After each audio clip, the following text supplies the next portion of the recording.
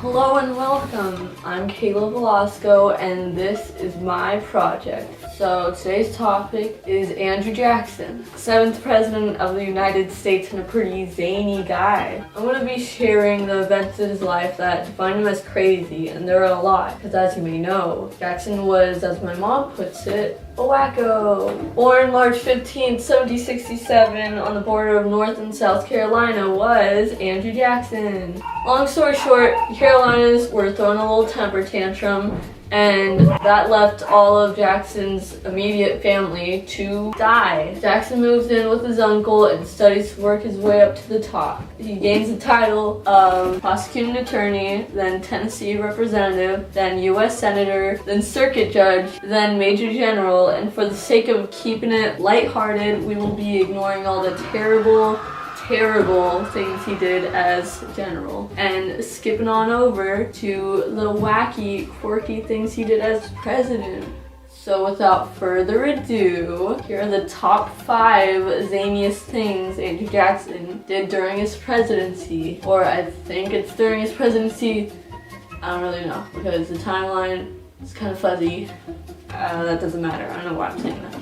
Number 1, Jackson won the election, and so logically, what's next step? How about throw a huge inaugurational party at the White House, you know? Let's just like trash the White House not even a week into being the president. And I know what you're thinking, right? That's like the greatest idea I've ever heard of. There's lots of drinking and they trashed like basically everything. It got so out of hand that Jackson had to sneak out the back window, and once things settled down, he snuck back in. Number 2, dueling. You know that thing that if you lose, you die? Well, to Andrew Jackson, it was just another day in the life of being an insane baby with power. If you think he cared about who he was dueling, you are sadly mistaken. As long as he put a bullet through the head of someone who did so much as breathe in his direction, he'd be able to sleep soundly at night. Number 3. For this next part, I have no way of citing this whatsoever because the most research I've done for this part is look through a comment section.